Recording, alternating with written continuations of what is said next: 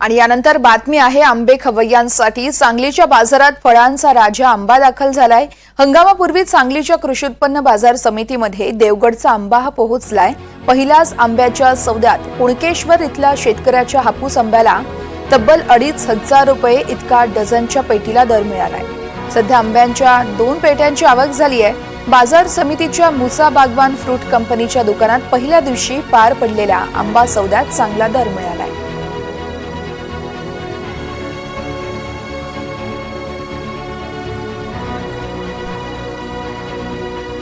सालाबादप्रमाणे दरवर्षीप्रमाणे यंदाही पहिल्या देवगडच्या आवकचा मान एमबी या दुकानात मिळालेला आहे आणि यंदा लवकर म्हणजे 2-2.5 महिने लवकर आंबा मार्केटमध्ये सांगलीमध्ये दाखल झालेला आहे। याचं कारण असं की गेल्या वर्षी ज्या झाडांना फळ लागलेलं नसतो ते यंदा लवकर येतं आहे, त्यामुळं लवकर आवक झालेली आहे आणि देवाच्या कृपेनं यंदा वातावरण पोषक आहे।